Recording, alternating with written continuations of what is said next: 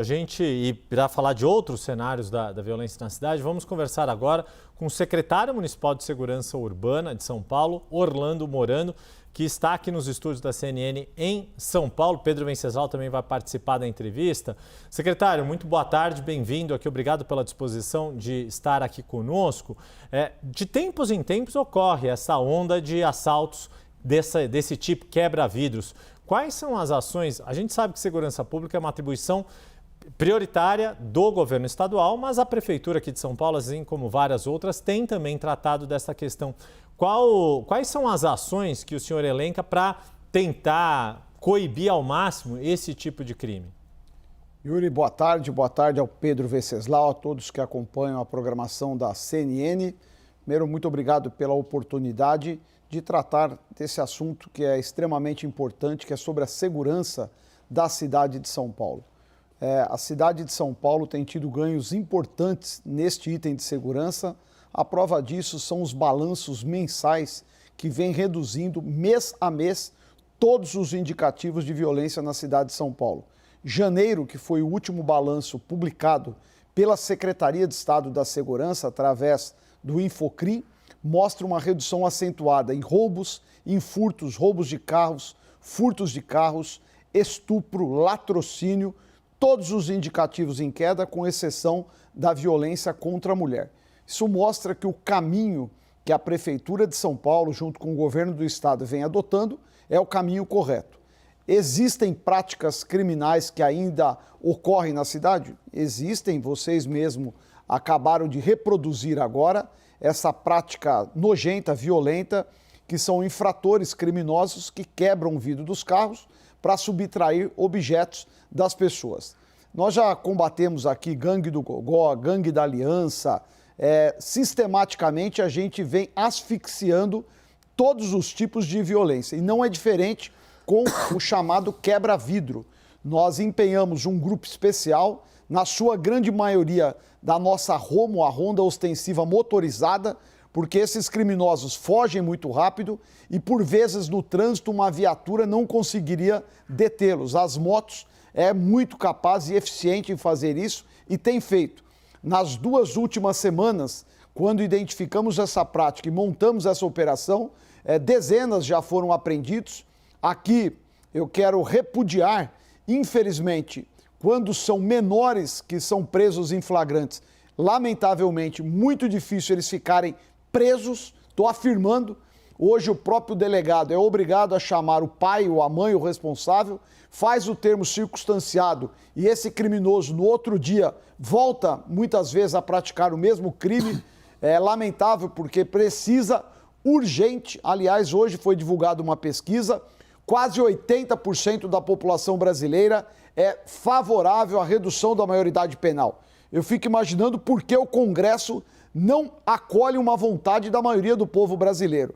Porque tem uma correlação direta, principalmente com esta prática criminosa, que é desses furtos que são feitos com infratores que quebram os vidros. Nós vamos continuar combatendo.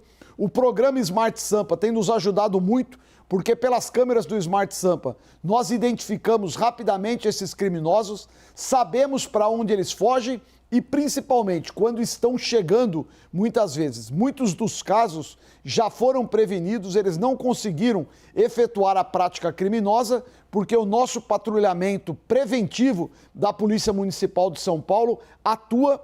Infelizmente, você por vezes sabe que ele iria praticar. Como uma pedra não é considerado uma arma, você não pode fazer a apreensão desse indivíduo. O que eu posso garantir à população de São Paulo, nós estamos atentos, atuando e vamos, podem ter certeza, prender aqueles que insistirem em fazer essa prática de crime. E eu posso garantir, porque a Avenida Paulista, que era um dos piores palcos de roubos e furtos, nós implantamos a Operação Paulista Mais Segura e praticamente zeramos os roubos e furtos. Aliás, a sede da CNN, onde eu estou, está aqui na Avenida Paulista e os próprios profissionais que atuam aqui podem testemunhar o quanto melhorou. E o mesmo vai continuar acontecendo em toda a cidade de São Paulo. É o nosso compromisso, é o compromisso do prefeito Ricardo Nunes em garantir uma cidade mais segura para todos que vivem para os paulistanos e aqueles que por aqui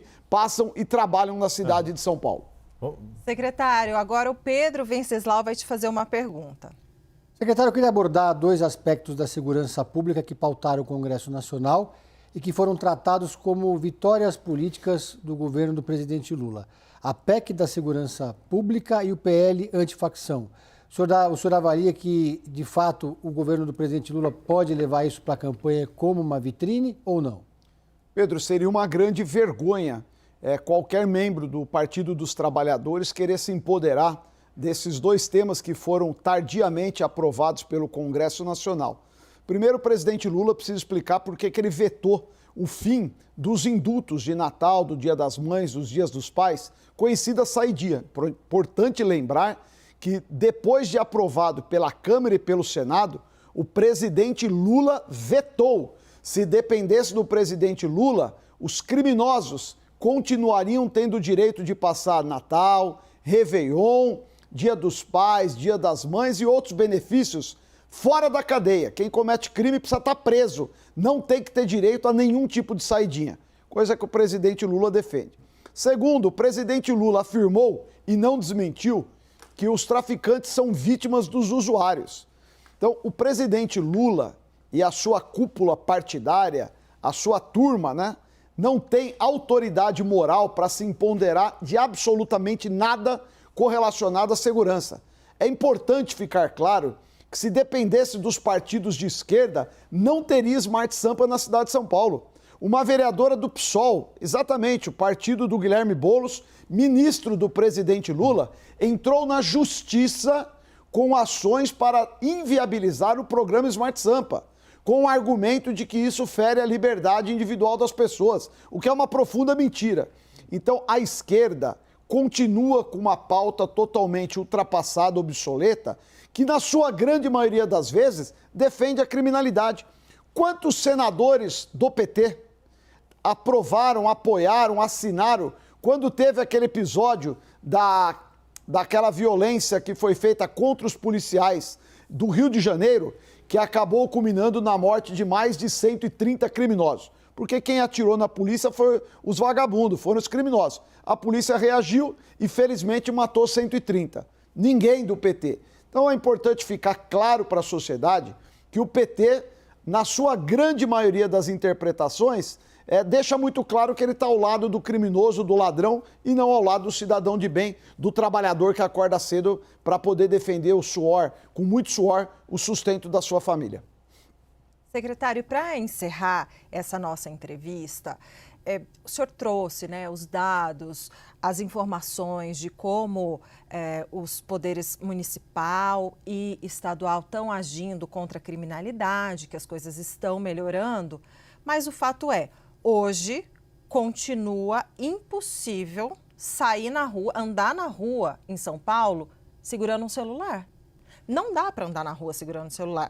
Você conversa com qualquer pessoa, você anda, não dá. Todo mundo fala, não, esconde o celular, esconde o celular. É uma loucura viver assim. Então, eu queria que o senhor explicasse, que o senhor desse... a gente sabe de toda a complexidade desse problema, mas o fato é, a pessoa que anda por São Paulo não pode andar com o celular na mão. Quando isso vai mudar, secretário? Assim que a gente conseguir alterar a legislação brasileira. A sua pergunta é muito boa, ela é extraordinária. E eu traduzo numa pergunta que o cidadão me faz. O que falta para deixar a cidade mais segura? Falta a gente manter preso quem as autoridades prendem. Não é aceitável. A gente tem que ter a clareza de que menor infrator não fica mais preso. E grande parte desta sua preocupação, que é verdadeira, eu não vou aqui falar que isso não procede, as pessoas ainda se sentem ou têm uma sensação de segurança. E quando nós prendemos um menor que está furtando, subtraindo um celular, ele é liberado na delegacia com um termo circunstanciado assinado pelo pai. Eu vou trazer um dado que muitas pessoas não sabem e eu não sei por que o próprio Estado não torna público. Metade das unidades da Fundação Casa do Estado de São Paulo, uma mega estrutura, está fechada. Cada menor infrator custa R$25 mil por mês para o Estado, para o cidadão. Aquilo que um pai de família não consegue investir para formar um filho numa faculdade, o Estado gasta com o menor infrator que não cumpre mais medida socioeducativa, porque, infelizmente, os benefícios que foram acumulando para o menor infrator praticamente inviabiliza que ele possa cumprir medidas socioeducativas em uma reclusão dentro de uma unidade da Fundação Casa. Então, nós temos que ter a clareza para fazer com que a gente possa devolver tranquilidade, tem que reduzir a maioridade penal, tem que mudar o Código de Execução Penal. Não é razoável as audiências de custódia sistematicamente, todos os dias são avaliados. Pessoas que já tiveram mais de 50, 60, 70 passagens criminais por uma delegacia de polícia e continuam soltos.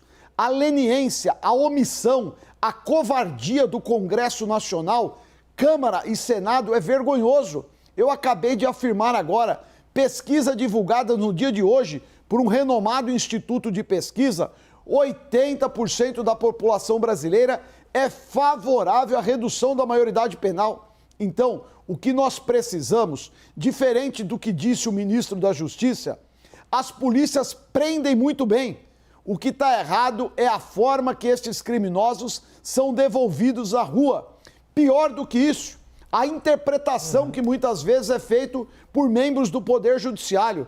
É óbvio que não na sua totalidade, mas é inaceitável. Nós, aqui na Secretaria de Segurança, a Polícia Municipal diariamente prende criminosos, traficantes com vastos volumes de droga, saem na audiência de custódia. Pior do que isso, despachos de magistrados. O volume de droga apreendido não justifica a permanência da prisão até o término do processo. Não cabe a juiz fazer dosimetria do volume de droga. O que compete a eles é julgar o que está no Código Penal e de execução. Tráfico é tráfico, droga é droga, traficante tem que ficar preso. Então, a sua pergunta traz à luz da realidade a importante necessidade de ter um Congresso Nacional mais atuante, sintonizado com a realidade brasileira e não este velho Código Penal que não atende mais aos anseios do cidadão de bem e, principalmente, não pune o verdadeiro criminoso. Resumindo, eu faço um desafio. Se nós conseguíssemos deixar preso, em reclusão, todos os criminosos que as forças de segurança prendem, Polícia Militar, Polícia Civil e Polícia Municipal, eu garanto a vocês, São Paulo ia melhorar em mais de 90% a sua sensação de segurança. E você, que me fez essa pergunta muito inteligente, eu tenho certeza que andaria tranquilamente, não apenas com o seu celular na mão, mas com o seu relógio, com a sua correntinha de ouro e com a sua bolsa. Precisa urgentemente alterar o Código de Execução Penal brasileira e, fundamental, reduzir a maioridade penal no Brasil. Secretário, nós agradecemos sua participação conosco, secretário municipal de Segurança Urbana da cidade de São Paulo, Orlando Morando, que está deixando o cargo até pelo prazo de desincompatibilização. Até a próxima, secretário. Yuri, eu agradeço a você, ao Pedro, a todos que nos acompanharam, a Débora que me fez as perguntas. Agradeço também a confiança do prefeito Ricardo Nunes, aonde eu pude servir a cidade de São Paulo por esses 15 meses, como você bem lembrou, todos aqueles que pretendem disputar as eleições no ano de 2026 precisam estar descompatibilizados dos cargos até o próximo dia 4.